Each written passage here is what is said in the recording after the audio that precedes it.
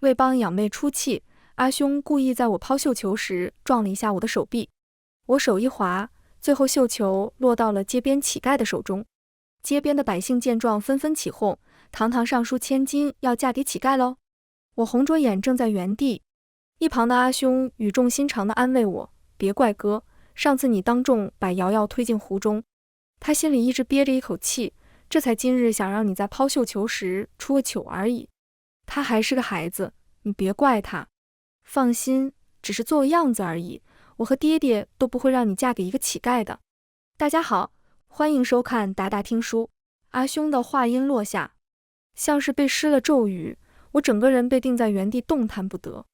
眼见酒楼下众人议论纷纷，阿兄将拳附在唇下，清了清嗓子，又陡然拔高音量道：方才小妹手滑了一下，这绣球做不得数，我们再重来一次吧。说着他暗中朝谢晋之使了使眼色。谢晋之，我的竹马，今天这个绣球我原是想扔给他的。听到熟悉的名字，我下意识地抬了抬眼。谢晋之正倚在雕花栏杆旁，他本就生得好看，如今一身湖蓝色的锦袍愈发衬得他面如冠玉。对上我的视线，他的眸中闪过一丝微不可察的疏离，又直起身，朗声道：抛绣球讲的就是公平公正，哪有再抛一次的道理？堂堂尚书府，莫不是想赖账不成？心脏仿佛瞬间停滞了，我攥着裙摆的手指微微泛白。周围不少人附和谢晋之的话，就是，哪有抛出去又收回的道理？尚书府平日不是最重信誉，今日怎地出尔反尔了？场面一度失控时，阿兄铁青着脸指向谢晋之：你自小与我妹妹一同长大，幼时更是当众立誓，说此生非她不娶。如今为何竟说出这种话？二楼坐着几个在京中出名纨绔子，他们的闲谈中带着几分戏谑。还能为什么？人家谢小侯也移情别恋了呗。昨日我可亲眼看到谢晋之带着他们尚书府的二小姐去玉珍坊挑心上的胭脂呢。听说他今日是被硬绑来的，要我说，他压根就不想接着绣球。原来如此，我轻轻垂下眼睫，将眼眶里打转的失意强压回去，深吸一口气，上前一步，声音虽轻，却字字分明：谁说这绣球不作数？绣球落地便是天意，这门亲事我认了。阿兄猛地转头望向我，声音又急又厉：云相书，你别犯傻，你是尚书千金，怎么能嫁给一个乞丐？我偏头看向他，眼底的红意终究没藏住。曾几何时，他还是把我护在羽翼下，对我无微不至的阿兄。可如今，只是因为养妹云初瑶一句莫须有的被推下水，他竟在我人生最重要的日子里，当众将我推至水深火热的境地。我扯了扯嘴角，露出一抹极淡的嗤笑：允许，这不就是你所期望的吗？现在堂堂尚书千金要嫁乞丐，你的好妹妹云初瑶该开心了吧？允许愣了愣，随即眉头紧锁，语气里满是不赞同：你还在怪瑶瑶？这事分明是你不对，她今日这般不过是……后面的辩解我已听不进去，只转身提起裙摆，一步一步走下楼梯。围观众人如潮水般退开，自发为我让出一条路，那些探究同情的目光落在身上，像细密的针。路过谢晋之时，他出声叫停了我，声音里还带着几分自以为是的劝诫：云相书，你没必要为了和我赌气，就当众说自己要嫁一个乞丐。他上前半步，语气又软了些，仿佛真是在为我着想。我们自小一起长大，我向来待你如亲妹妹般，日后定会帮你寻一桩门当户对的好亲事。我回头扯出一抹讥讽的笑：亲妹妹？谢晋之语塞了一瞬，眸中闪过一抹心虚。我眸光如刃，声音也冷了几分：谢晋之，就算承认自己变了心，也好过你现在拿一句妹妹做托词。他脸色白了一瞬，嘴唇翕动，但最终还是什么都没说。我没再犹豫，目不斜视地从谢晋之的身边越过，行至那个站在角落里衣衫褴褛的乞丐前。周围嘈杂的议论声戛然而止。阿兄允许站在二楼扶着栏杆，眸中带着急切，俯身冲我喊道：相书，你疯了不成？快回来！谢晋之也站在不远处，目光沉沉地望着我，嘴唇紧抿着，周身散发着冷意。这一瞬，所有人的视线都齐聚在我身上。我抬头望向面前这个一脸污垢、浑身是血的男人，缓缓出声：“你可愿娶我？”男人的喉结迅速滚动了几下，被发丝遮住的眼眸蹦出一丝异样的金光。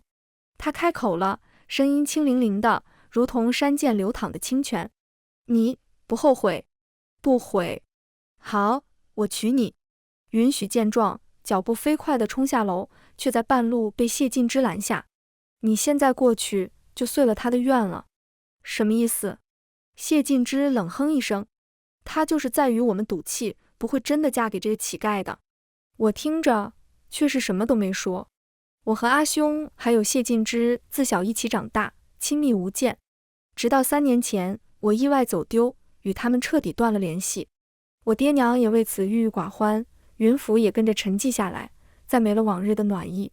直至云初瑶出现，她是我娘那边隔了几代的表亲之女，又恰巧长着几分与我相似的眉眼。听说她父母双亡后，我爹娘当即就把她接进府，收养在了名下。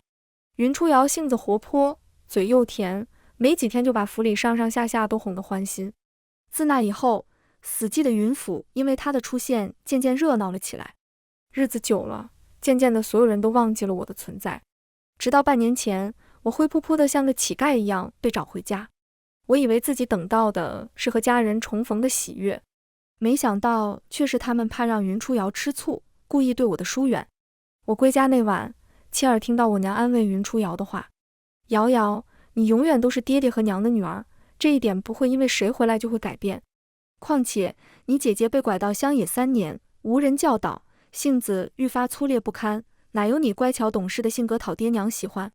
我当时像被人兜头浇了盆凉水，愣在原地，手里还攥着走丢前我娘送给我的玉佩。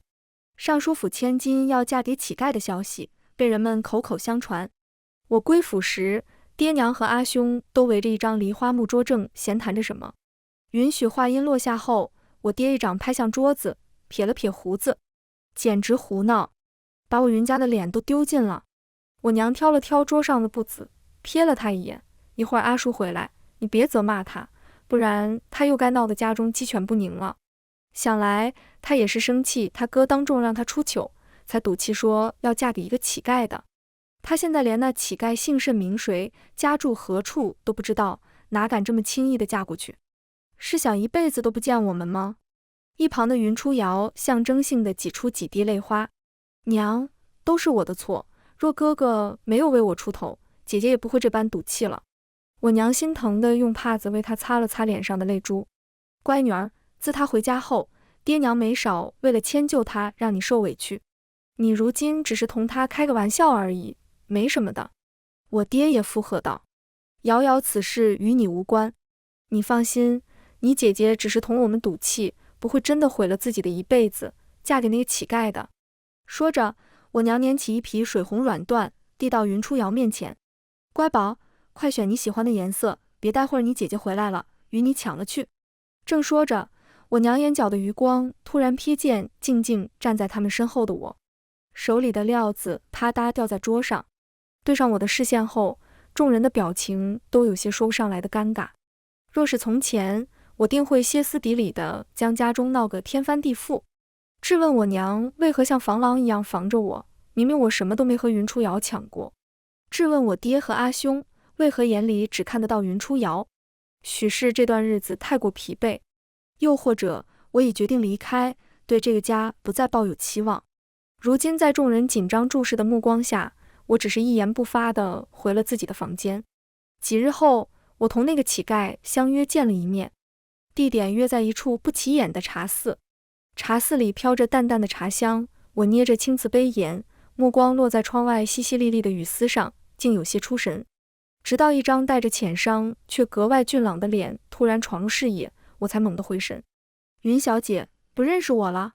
少年的声音清冽，像山涧冷泉。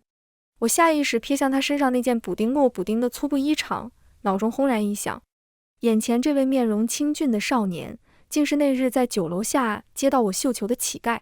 原来他那日藏在灰尘下的容貌，竟这样出挑。怔怔愣着，他的目光却直勾勾锁着我。我慌忙清了清嗓子，强装镇定开口：“你叫什么名字？”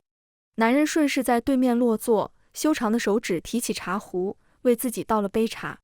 明明动作寻常，可举手投足间却透着一股浑然天成的金贵，唤我将欲变好。我压下心头的诧异，从袖中摸出几张银票，递到他面前：“半月后，你便来云府娶我，这些钱应该够你置办行头了。”话未说完，江玉只扫了眼银票，却没接，反而抬眸看向我，眼底带着几分探究。云小姐当真要嫁给我这样一个一无所有的乞丐？我心头一紧，反倒生出几分好胜心，反问：“你难不成是惧怕尚书府的威名，不敢娶我？”他忽然低笑出声，指尖轻轻将银票推回我手边，动作温和，却带着不容拒绝的力道。什么意思？我蹙眉追问。哪有花女人钱的道理？他抬眼时，眼底盛着细碎的光，语气笃定：“等着吧，半月后我定来娶你。”我猛地怔住，不自觉地想到自己回家后的种种，眼底霎时蒙上一层雾气。我吸了吸鼻子，声音却清晰：“如果可以，还请尽快。”瞥见我眼底的猩红，江玉身形微顿，他滚了滚喉结，在开口时，声音不自觉地多了几分郑重：“好。”我归家时，府里已经用开了晚膳，谢晋之也在，坐在云初瑶的身旁。见到我后，众人脸上的笑容顿时僵住，方才满室的热闹也瞬间沉成尴尬的静默。阿兄允许最先反应过来，他朝我招手：“相叔，快过来用膳。”我摇了摇头，我不饿，就先回去了。见我欲抬脚离开，我娘突然出声叫住了我：“相叔，娘有个事要同你商量。”我站定在原地，什么事？他走至我身前，踌躇片刻，开口道：“我和你爹商量，决定将你妹妹同晋之的婚事定下来。”我抬起脸，往谢晋之那边看了一眼，他下意识地偏过脸，回避了我的目光。见状，我讥讽地勾了勾唇。我娘一把握住我的手：“娘知道你自小同晋之一起长大，可感情这种事，不是按先来后到，也是要两情相悦的。娘保证以后会补偿。”我不动声色地抽出自己的手，出声打断他的话：“我没意见，祝妹妹和妹夫百年好合。”我没想到谢晋之会追上来，此刻他正攥着我的手腕，不肯松手。我皱着眉头出声：“谢晋之，你要干什么？”他微微垂下眼，声音软了几分：“我知你故意说那些话，是在同我生气。你心里现在肯定很难受吧？”“难受吗？好像也并没有多难受，最多只是感慨而已。曾经我以为我身边的任何人都会被云初瑶抢走，但除了谢晋之。半年前我刚被找回家时，云初瑶就热衷于上演栽赃陷害，将自己扮演成受害者的戏码。那时任凭我百般辩解，却没有一个人会信我，除了谢晋之。他会温柔地攥住我的手：“阿叔，我相信你。我会永远站在你这边，也会因云初瑶霸占着我的位置的缘故，任凭他百般纠缠，也始终对他疏离有度。”我以为那个在总角之年就立誓非我不娶，又在我走丢时从未放弃过寻找我的谢晋之会永远站在我这边，可没想到他最后还是选择跟着别人一起来欺负我了。他和我说：“云相叔，难怪你的亲生父母会更喜欢一个没有血缘关系的养女，你这样浑身带刺的性格，谁会喜欢啊？每天我只要和初瑶多说一句话，你就死揪着不放，觉得我喜欢上了他，整天疑神疑鬼，像个神经病一样。好啊，我现在告诉你，初瑶就是比你可爱，比你温柔，比你漂亮，我就是喜欢上了她，你满意了？”我那时把她当作溺水时唯一的浮木，就连她说出这样刺痛我的话，我的第一反应竟不是生气，而是怀疑自己是不是真的做错了。直至后来我才想清楚，谢晋之自始至终只是嘴上说着厌恶云初瑶，却从未有一次真的拒绝过他那些越界的亲近，是他嘴上一套，做的却是另一套，才险些将我逼疯。真正错的人是他，并非是我。见我长久没有出声，谢晋之自以为说中了我内心的想法，他轻叹一口气，自顾自地开口：“阿叔，我们自幼一起长大，也曾两情相悦，我实在不愿我们走到形同陌路的地步。我可以去同你爹娘商量，你和初瑶一同嫁给我，共为平妻，不分高低，如何？我不可置信地抬头看向他，他什么时候竟厚颜无耻到了这种地步？谢晋之见我睁大了眼，还以为我是高兴的说不出话，当即倨傲地拢了拢袖。只不过你要先答应我，待嫁进谢府后，你不可像从前一般处处针对你妹妹。我实在听不下去了，直接伸手用力地将他推了开，忍无可忍地吼道：你给我滚！半月后，恰逢云初瑶的生辰，这天也是江玉上门娶亲的日子。这些天，坊间原本那些沸沸扬扬的传言，在我爹刻意的打压下，几乎消失殆尽了。毕竟，也没有谁真的会相信堂堂尚书府千金会嫁给一个乞丐。就连我爹娘、阿兄，也认为我当众说自己要嫁给一个乞丐的话，不过是在赌气。可他们不知道，我已经彻底对他们失望，也早就想离开这个家了。清晨，我刚想推开门，就听到院外传来窸窣的声音，是允许的声音。快走吧，待会儿那个谁醒过来，发现我们要带瑶瑶去扬州过生辰，定会缠着不让我们走。我娘声音迟疑，我们真的要将阿叔自己一个人扔在家里吗？他会不会难过啊？不知为何，我总觉得心中有些不安。我爹边收拾行李边催促道：你别多想了，我好不容易才告了假，这府里有上百个佣人伺候着，难不成还会饿死他？云初瑶故作善解人意的声音响起：要不我们还是带着姐姐一同去吧。允许发出2声轻啧。那你还想不想好好过完这个生辰了？我娘轻叹一口气，那等我们回来再好好和阿叔道个歉吧。一炷香后，整个院外彻底安静了下来。我推开门，抬头看向万里无云的天空，真是好天气。又叫来一旁的丫鬟：宝翠，为我穿嫁衣吧。我没想到江玉竟雇了8抬大轿来娶我。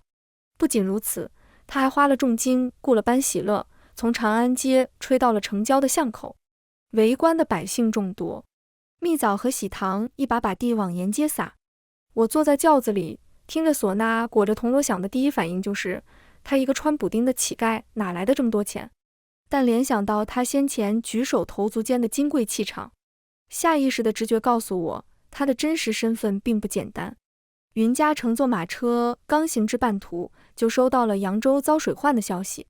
几人先连看向外面连绵的雨，只得不甘的返程。3日后，云府刚踏进门，就绝府李靖的反常。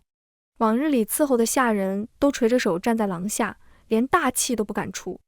云母率先察觉不对，出声询问一旁的丫鬟：大小姐呢？下人们面面相觑，最后有个小丫鬟颤颤巍巍地跪了下来，声音发抖：大小姐3日前就从府上出嫁了，我们拦都拦不住。什么？云府、云母和云许几乎是同时出声，惊得廊下的灯笼都晃了晃。云府上前一步，指着那丫鬟怒喝：嫁给了谁？就是上次在酒楼下接到小姐绣球的那个乞丐。那乞丐还雇了一班喜乐，还特意吩咐乐手让他们从长安街吹到了城郊的巷口，现在整个京中都知道这事了。云母听罢，只觉眼前一黑，身子直直往下倒，幸好允许眼疾手快扶住了他。他靠在儿子怀里，声音带着哭腔：糊涂啊，他怎么这么糊涂？云初瑶边安抚着云母，边连声叹气：姐姐怎么能为了和我们赌气，做出这样有辱门楣的事，现在还害得阿娘这么担心。他侧着身，一旁的允许恰好捕捉到他嘴角还未来得及敛去的得意。他怔了一下，声音冰冷，带着前所未有的锐利：初瑶，父亲正在气头上，你就别再火上浇油了。云初瑶猛地一怔，有些不相信素来宠爱他的兄长竟会如此训斥他。允许转过脸，直勾勾地望向他，心里隐约觉得有些不对劲。初瑶，你实话告诉我，先前你同我说相叔在老王妃的寿宴上曾把你当众推下水的事情是真的假的？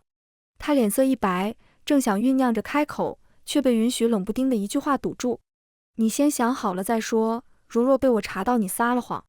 云初瑶藏在袖下的手止不住的发抖，在开口时声音已染上了哭腔：是我不小心掉进湖中的，我只是觉得太丢人了，又怕你们责怪我在外人面前丢了云家的脸。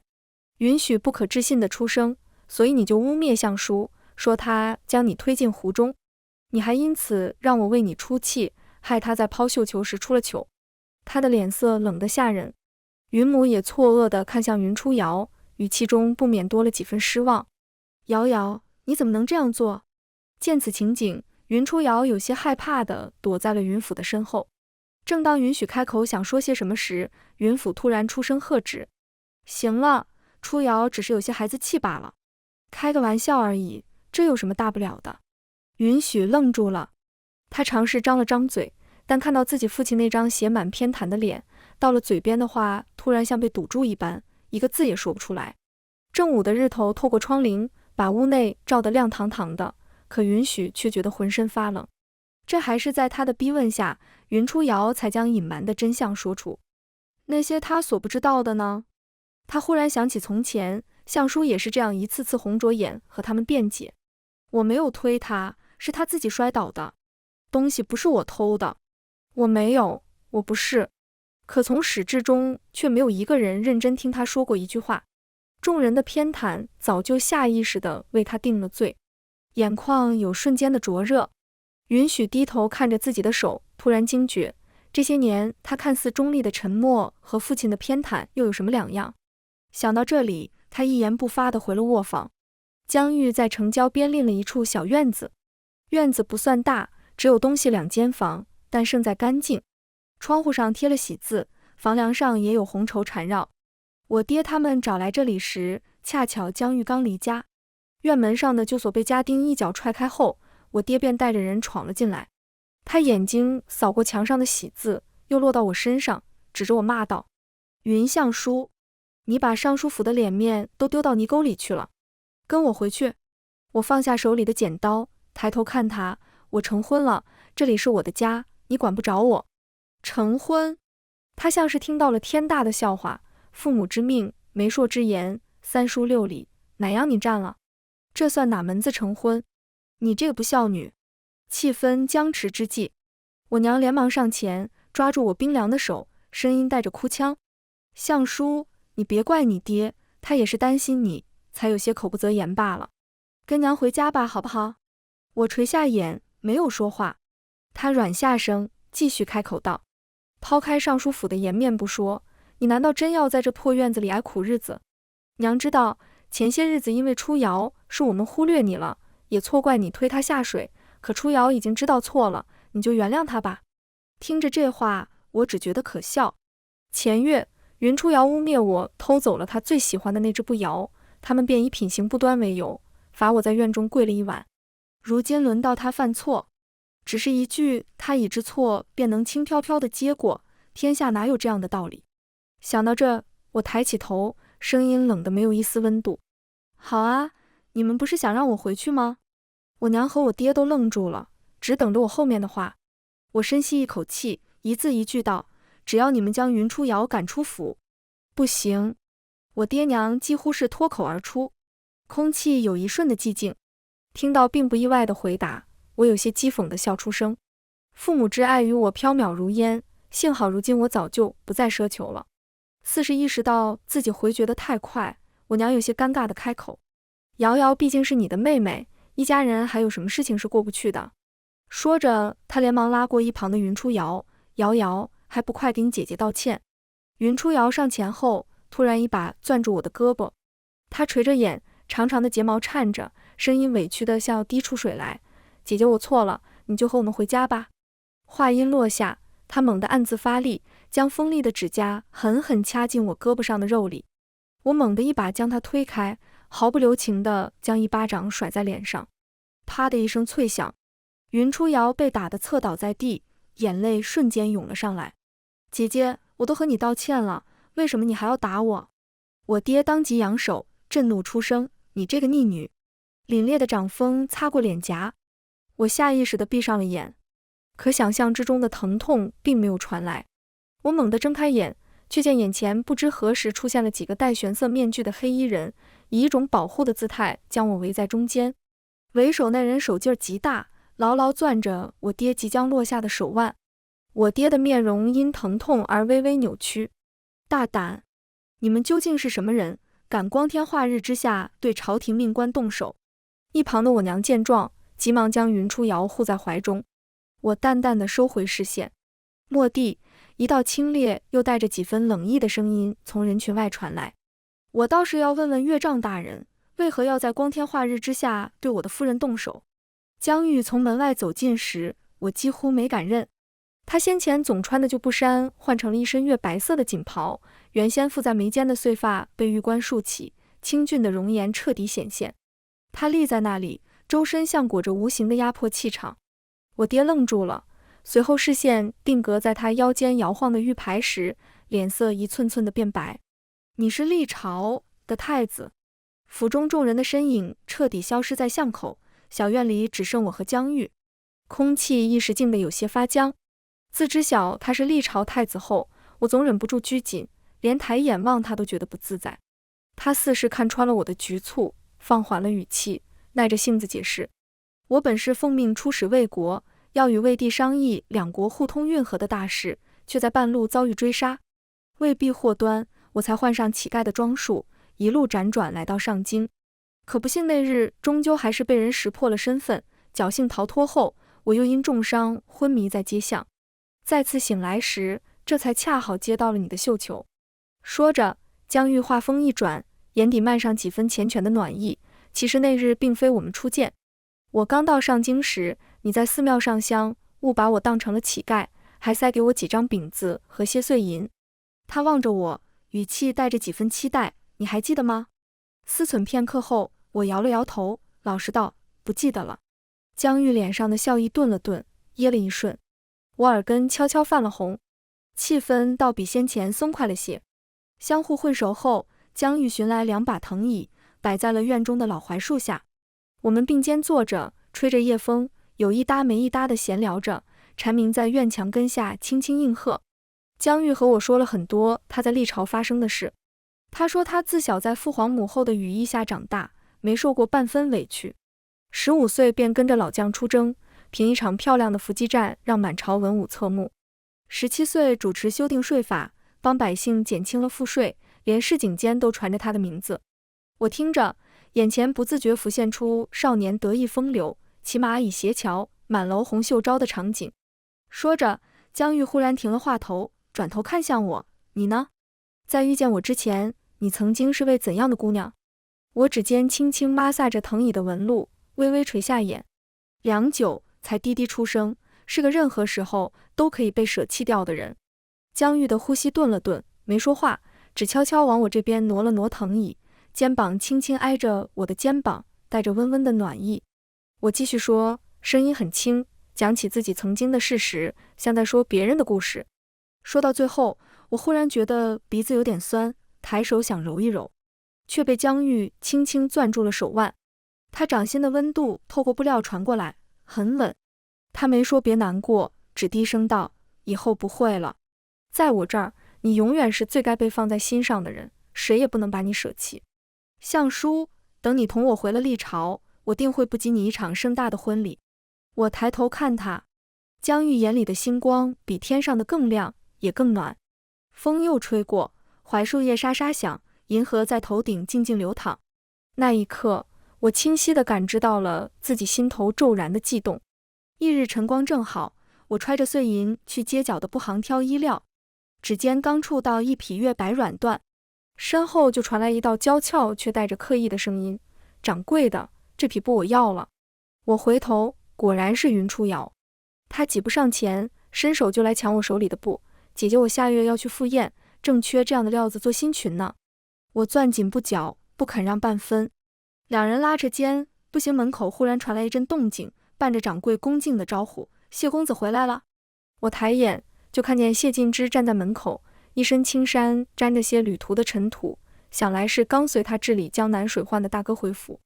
他目光扫过我和云初瑶，先是皱了皱眉，随即看向我，语气带着几分不容置疑，相书让给初瑶吧，不过一匹布而已。我反唇相讥，凭什么？谢晋之皱下眉，语气添了几分不耐，你忘了先前我同你说的话，若你想嫁进谢府，唯一的要求就是往后不要再处处针对初瑶。如今为了匹布闹成这样，传出去像什么样子？周围人的嘴都这么严吗？谢晋之居然还不知道我成婚的事。我刚要开口解释，身后忽然传来一道熟悉的清冽男声，带着几分含笑的温度。我倒不知，我家娘子何时还有要嫁进谢府的打算？谢晋之猛地回头，脸色瞬间僵住。你说什么？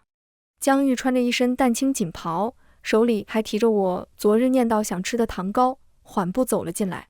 他没看旁人，径直走到我身边，自然地将我往他身侧带了带。谢公子刚从江南回来，许是没听过京中近来的事。几日前，相叔已与我成婚，如今是我江玉明媒正娶的妻子。娘子二字落进耳里，谢晋之脸上的温和彻底碎了，青衫下的手不自觉攥紧。他先是呢喃一句怎么可能，而后似是想到什么，猛地看向一旁的云初瑶。他说的可是真的？云初瑶更是脸色煞白，往后退了半步，小声低语道：他就是接到姐姐绣球的那个乞丐，也是历朝的太子。谢晋之盯着我，眼底的红河上涨。相叔，你真的嫁给了他？没等我出声，江玉就径直地挡在我身前，隔绝了谢晋之的视线。喜欢这匹不？那就买下来，若不够，再挑2匹做衬礼。你上次说想要的藕荷色也有，一起带回去。说着，他唤来掌柜，干脆利落地付了钱。我同江玉离开时，谢晋之还如一座石化的雕塑僵在原地，一动不动，嘴里还不停地呢喃着那句：怎么可能？他最喜欢的人不是我吗？太后寿宴，江玉也被邀请在内。我本不想去凑这个热闹，但还是挡不住他的软磨硬泡。娘子，你真忍心眼睁睁看着你夫君独自赴宴？他凑到我跟前，语气带着点刻意的委屈。见我不说话，又往前挪了挪，故意眨了眨眼。再说，你就放心，你夫君生的这般好看，万一被哪家小姐缠上了，可怎么办？我被他逗笑，气着去掐他的腰，最终还是陪他赴了宴。踏入宫门，周遭探究的视线就没从我们身上移开过。细碎的议论声顺着风飘进耳里。听说了吗？这云尚书的女儿前阵子赌气把绣球抛给了个乞丐，谁晓得那乞丐竟是历朝太子。可不是吗？咱们皇上本来是想让公主嫁过去的，可这太子非但当众表明非他不娶，最后还按着咱们魏国的习俗，八抬大轿去云府接的亲，跟话本里写的似的。也有人带着几分酸意嘀咕，这就平白成了太子妃。说到底，江太子是历朝人，在魏国成的婚算什么？我攥着江玉的手紧了紧，他像是感知到我的不安，反过来轻轻拍了拍我的手背。寿宴正热闹时，殿外突然传来一阵急促的脚步声。启禀陛下，太后，五皇子在御花园落水了。满殿瞬间安静下来，皇上猛地放下酒杯，一行人急匆匆跟着侍卫往后花园赶。刚绕过月洞门，就见湖边围了不少人。走近一看，云初瑶和云许正被2名侍卫按在地上。怎么回事？皇上沉声道。领头的侍卫上前回话：回陛下，五皇子落水时，御花园西侧只有云小姐和云公子2人，是臣等当场将他们拿下的。话音刚落，人群后突然跑出个哭哭啼啼的嬷嬷，他指着云初瑶气道：是他，方才小皇子在湖边玩沙包，不小心砸到了这位云小姐，小皇子刚要道歉，他就一脚把小皇子踹进了湖里。